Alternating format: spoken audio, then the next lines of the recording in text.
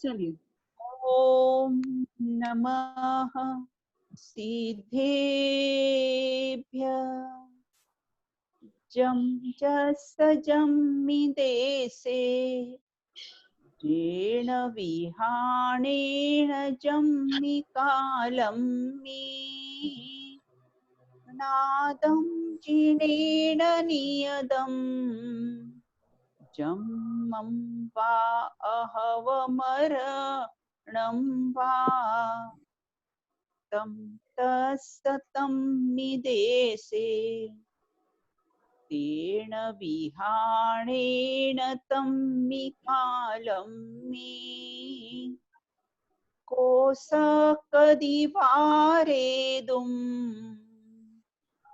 इन्दो वातः जिनिन्दो वा व्यवस्थित की वीराने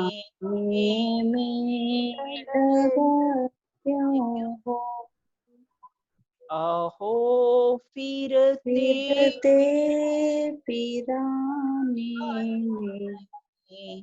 कहो को वीरा क्या है तथा किया के भोगों में जीवन खोने लगा लगा क्यों क्यों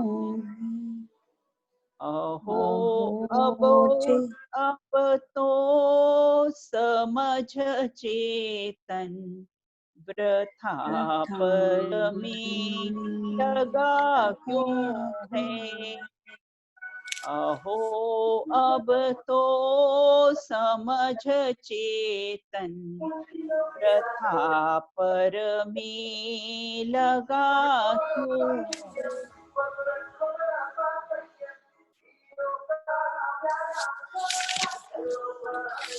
अपनी चर्चा यहाँ पर क्रमबद्ध पर्याय पर अपनी चर्चा चल रही है जिसमें पूर्व में पेज नंबर आप लोग निकाल लीजिए 14 पेज नंबर 14 उसमें अपनी चर्चा चल रही है कि रत्नीकरण शावकाचार्य में चंद्र प्रभु भगवान की जयमाला है उससे भी क्रमबद्ध पर्याय की सिद्धि की थी। पेज नंबर 14 है कि भामंडल की धुति जगमगात भवि देखत निज भव सात सात।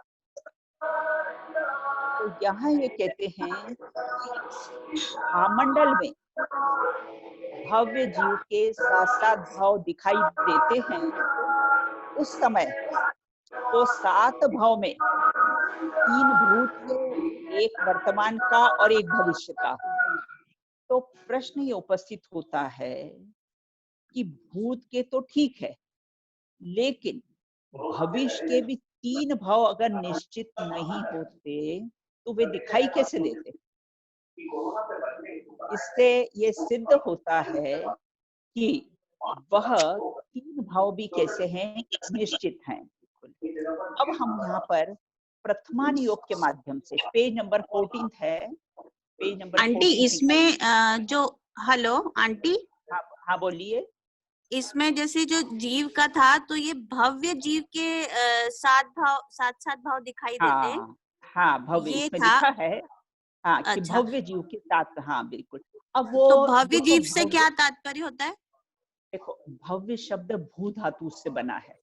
भू धातु का अर्थ होता है होने योग्य है ना। तो बोले क्या होने योग्य तो बोले रत्न त्रय की प्राप्ति करने की योग्यता उसका नाम भव्य और रत्न त्रय की प्राप्ति करने की योग्यता नहीं हो उसका नाम अभव्य। अच्छा हाँ तो यहाँ भव्य और अभव्य की इस प्रकार से परिभाषा दी। अब भव्य हाँ के बहुत सारे भेद आते हैं है ना भाई दुरांदुर हाँ भव्य भी है निकट भव्य भी है ना और कैसा अच्छा है हाँ ऐसे उसके बहुत सारे भेद प्रभेद आते। तो यहाँ भव्य जीव लिखा है क्योंकि भव्य जीव ही समोषण में जाता है बेटा है ना। अच्छा। अभव्य तो समोषण में कभी जाएगा ही नहीं, हम्म। तो भव्य जीव ही समोषण में जाता है। इसलिए भव्य जीव लिखा है ना, देखो तीर्थंकर हाँ। भगवान के प्रभा मंडल में भव्य जीव को अपने अपने साथ साथ भाव दिखाई देते हैं। तो यहाँ वो सात भाव में 3 यहाँ भूतकाल के, 3 भविष्य के और 1 वर्तमान का लिखा है ना, आपके सामने, मेरे सामने आ रहा है स्क्रीन पर। हाँ नहीं, हाँ हाँ तो हाँ। ये प्रश्न है हाँ, कि जो अभव्य है वो हाँ, अंदर, मतलब वो बाहर समोशन की जो बाहर की विभूति है वहां तक जाएगा कि वहां तक भी नहीं जाता? देखो वहां पर क्या होता है, जो अभव्य जो जीव है ना, वो भव्य कूट तक, मतलब वहां पर एक कूट बना हुआ है, भव्य कूट बस वहीं तक जाएगा, उसके आगे नहीं जाएगा, और वहां के बाद उसको दिखना बंद हो जाएगा। कूट मतलब? वो वहां पर ऐसे पूरे समोषण में ऐसे कूट बने हुए हैं, स्थान है, उसको कूट बोलते हैं, तो वहां तक जाएगा और उसके आगे नहीं जाएगा। वो समोषण के अंदर प्रवेश नहीं करेगा, दिव्य ध्वनि नहीं सुन सकेगा, क्योंकि तीर्थंकर की दिव्य ध्वनि सुनने के लिए भव्य जीव है। तो अपने को प्रश्न उठता, वो मखली गोसाल जो गया था ना, 66 दिन तक बैठा रहा, फिर वो भव्य था कि अभव्य? वो भी भव्य ही था। जो है ना दूर भव्य होता है ना, देखो एक तो कैसा होता है, दूर भव्य होता है, एक दुरान दुर्भव्य होता है। दूर भव्य मतलब जैसे अभी तो नहीं जाएगा मोक्ष, लेकिन भविष्य में जरूर जाएगा। और एक निकट भव्य होता है। अब निकट भव्य में लगा लेना कि उसी भाव से मोक्ष जाने वाला भी निकट भव्य कहलाता है, और 10 भाव से जाने वाला भी निकट भव्य कहलाएगा। और जिनका अर्ध पुद्गल परावर्तन काल शेष रहा है, वह भी निकट भव्य ही है, क्योंकि अनंत अनंत अनंत भाव के आगे तो अर्ध पुद्गल परावर्त तो बिंदु के समान है, तो उसको भी कैसा है, दूर निकट भव्य कहते हैं। इसके काफी बड़ा विस्तार है इसका, भव्य का, है ना। भव्य किसे कहते, कितने प्रकार के होते हैं, सिद्ध परमेष्टि भव्य हैं कि अभव्य? बंटो, हमारा आपसे एक प्रश्न है कि सिद्ध परमेष्टि भव्य है कि अभव्य? उनको उसमें दोनों में नहीं आएगा ना? हाँ, बहुत बढ़िया, बिल्कुल। क्यों नहीं आएगा? इसलिए नहीं आएगा क्योंकि भव्य मतलब योग्यता और अभव्य मतलब अयोग्यता। अब सिद्ध परमेष्टि को योग्यता और अयोग्यता है ही नहीं, कुछ भी है ही नहीं। हाँ। है ना, तो न तो वो भव्य न तो भव्य, दोनों में नहीं है। भव्य और भव्य संसारी की अपेक्षा से भेद किए गए। अच्छा। तो हाँ हाँ, देखो अपने यहाँ पारणामिक भाव होते हैं ना, 5 भाव होते हैं ना, औपशमिक, हाँ क्षयोपशमिक, क्षयिक, औदैक और पारण। जो पारणामिक भाव के 3 भेद बताए हैं। हाँ, भव्यत्व पारणामिक, अभव्यत्व पारणामिक और जीवत्व पारणामिक। तो वो सिद्ध परमेष्टि जीवत्व पारणामिक है, भव्य अभव्यत्व पारणामिक नहीं। वो अच्छा। भव्य अभव्यत्व पारणामिक ये संसारी की अपेक्षा से बात कही। पारणामिक मतलब?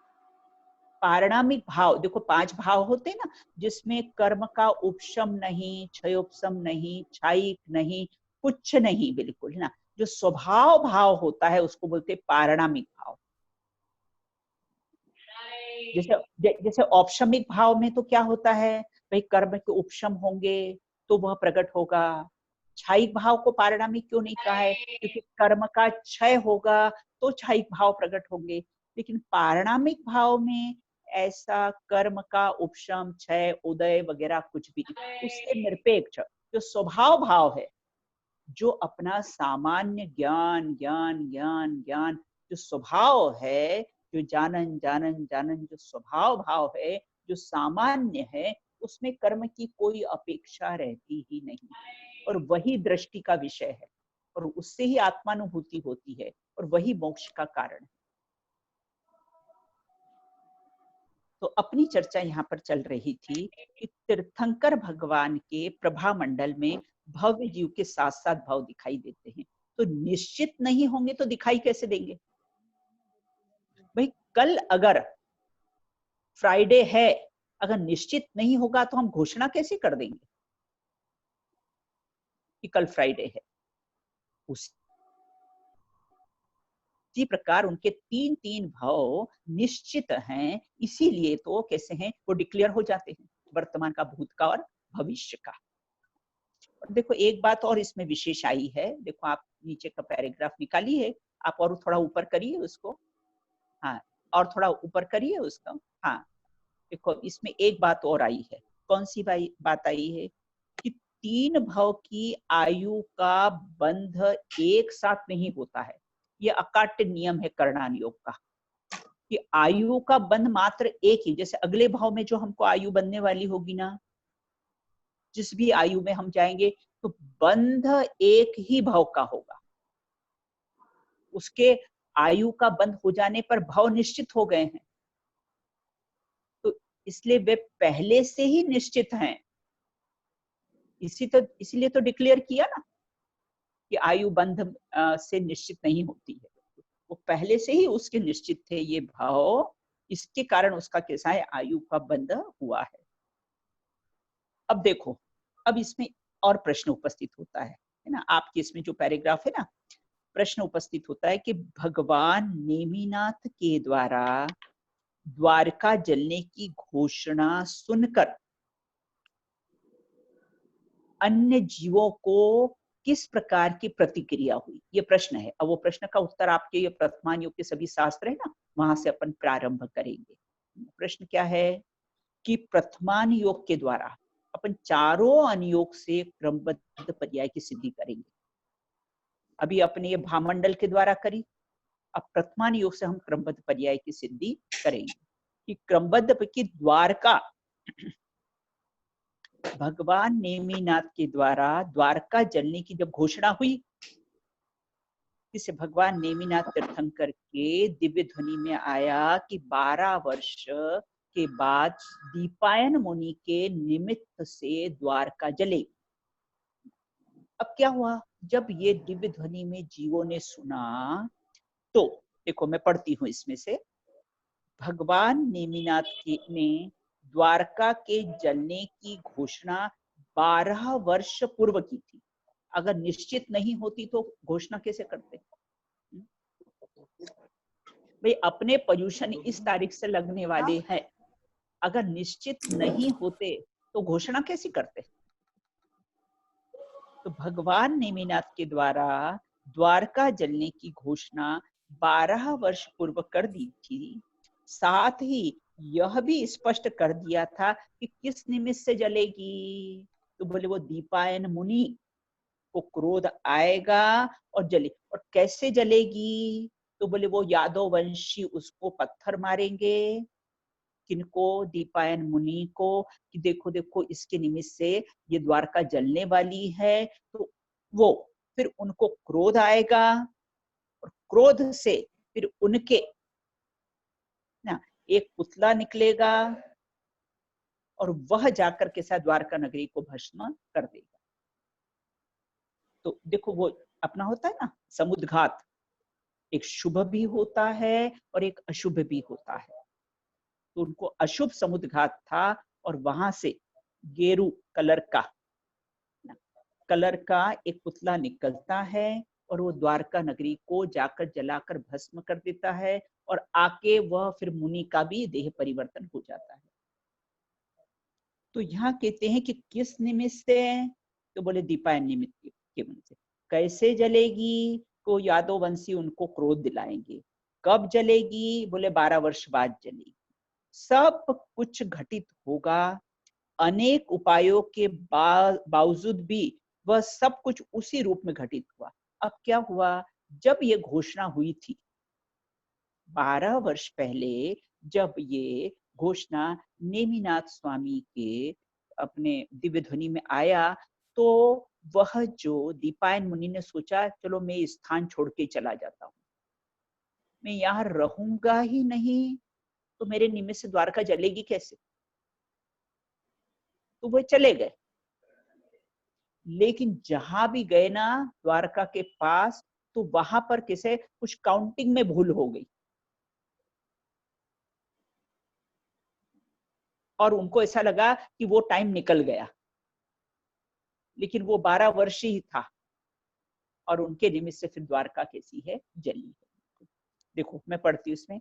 हाँ, एक बात अवश्य है कि सुनने वाले लोगों में उक्त बात की प्रतिक्रिया अपने अपने भवितव्य के अनुसार, है ना, मतलब जिसका जो भवितव्य था, जिसका जो होनहार थी, उससे भिन्न भिन्न हुई।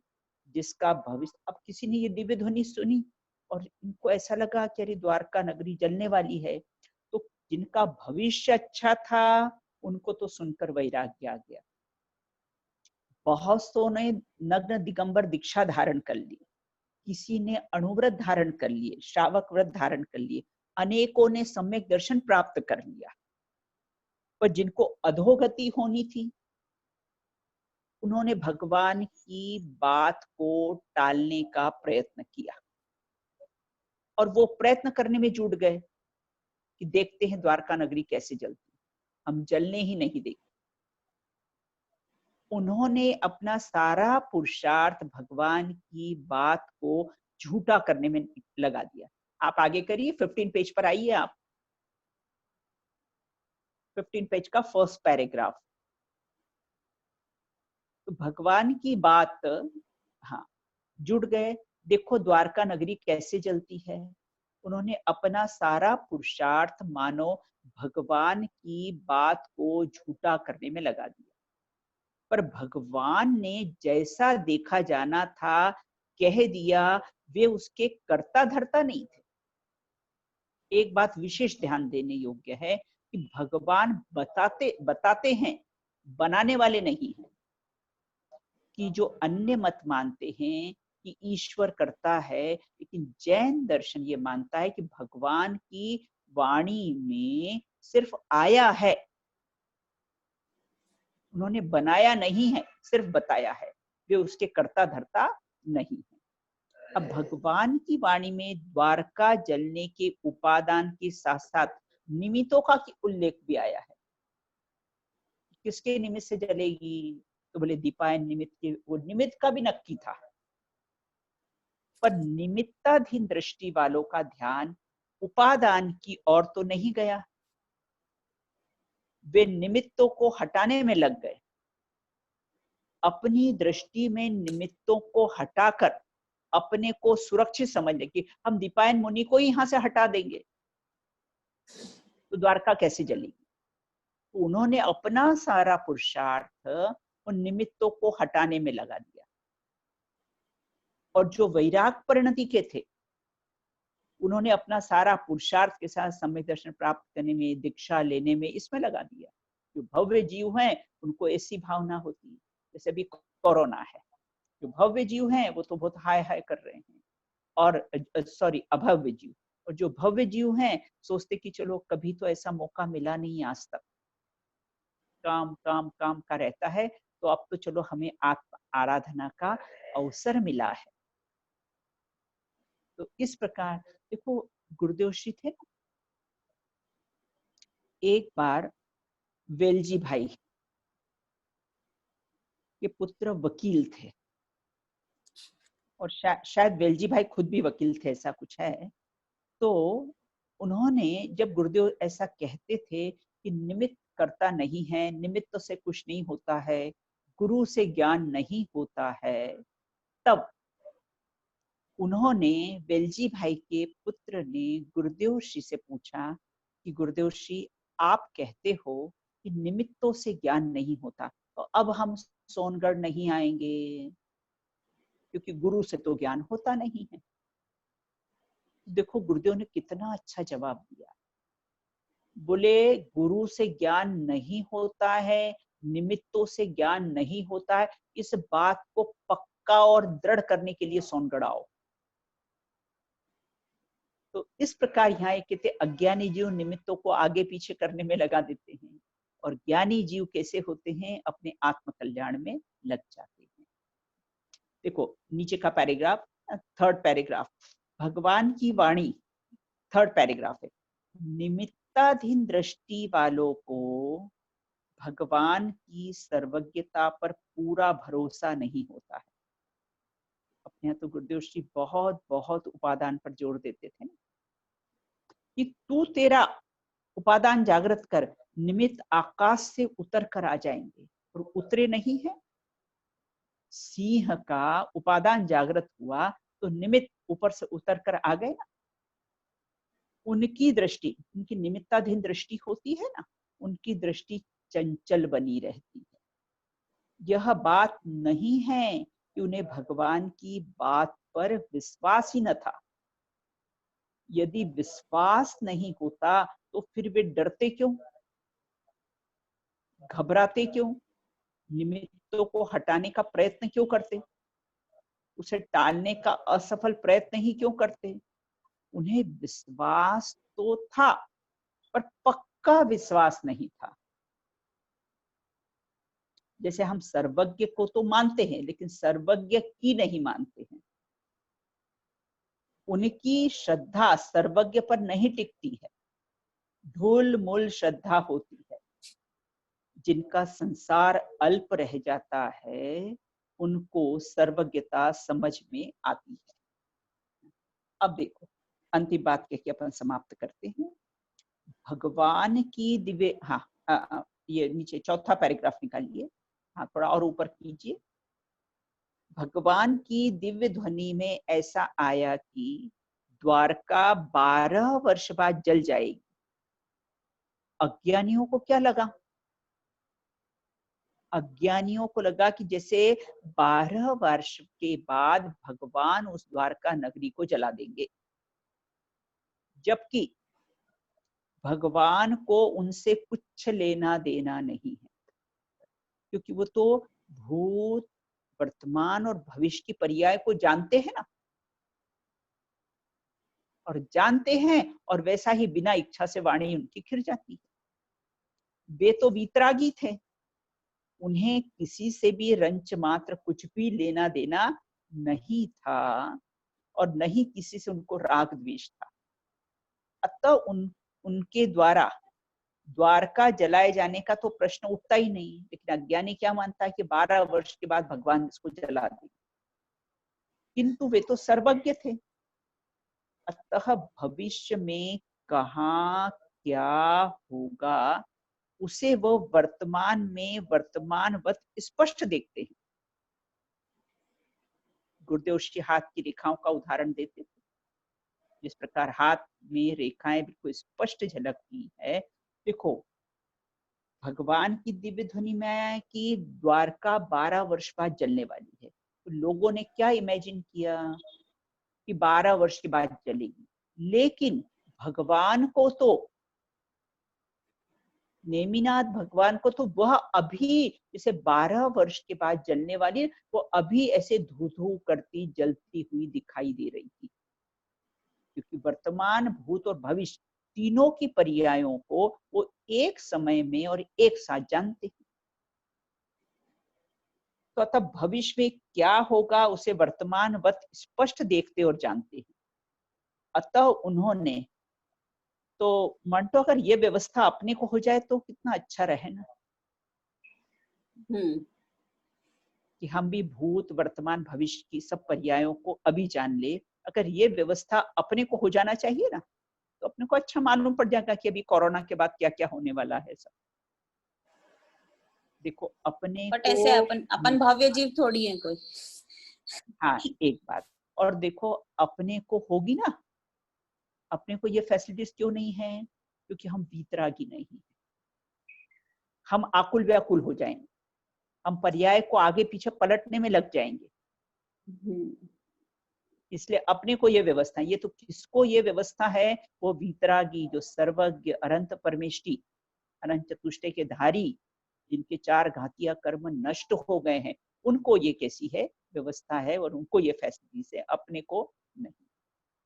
अब कहते अतः उन्होंने उस समय 12 वर्ष के बाद द्वारका जलती हुई स्पष्ट देखी, वर्तमान में कैसी जलेगी और कैसे लोग वहां हाहाकार करेंगे।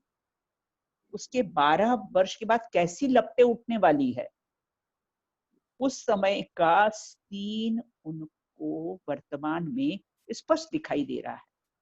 उनकी वाणी में तो सहज ये तथ्य कैसा है, मतलब ये बात किसी उजागर हो गई है। तो इस प्रकार से यहाँ ये कहते हैं, देखो एक पैराग्राफ और पढ़ लेते हैं, इसी से रिलेटेड है, फिर आगे। उन्होंने तो जलाया था ही नहीं, परंतु अंतिम पैराग्राफ है, परंतु अन्य किसी ने भी उसे नहीं जलाया। देखो अब और क्या मुख्य बात आई, भगवान ने तो जलाया नहीं और अन्य किसी ने जलाया नहीं, क्योंकि उसमें स्वयं उपादानगत ऐसी योग्यता थी कि उस समय कैसी है वो जल जाएगी। बिल्कुल, इसकी शेष चर्चा हम कैसी है आगे करेंगे।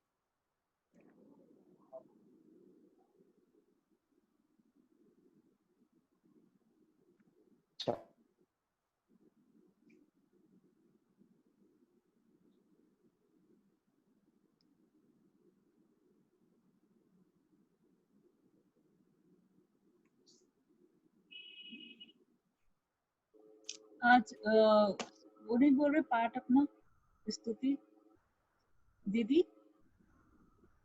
हाँ आप बोलेंगे? मम्मी का शायद ड्रॉप हो गया, दिख तो नहीं है बट मम्मी की आवाज नहीं आ रही। She got mute again.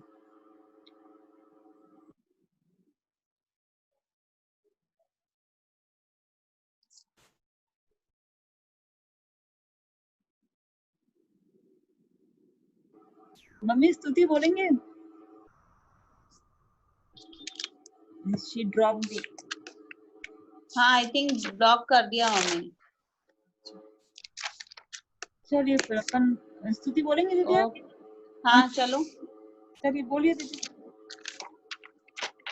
एक सेकंड। जो वो यही वाली ना, जो होने योग्य ही होता है, बोल रहे थे अपन। हाँ जो होने योग्य ही होता है, जब वस्तु स्वयं ही बदलती है, तो फिर तू क्यों रोता गाता है, जो फिक्र सोच क्यों करता है, जो होना है सो होता है, क्यों अपनी ताकत खोता है, जो होना है सो होता है, तो फिक्र सोच क्यों करता है, तू फिक्र सोच क्यों करता है। चलिए दीदी, जय श्री राम।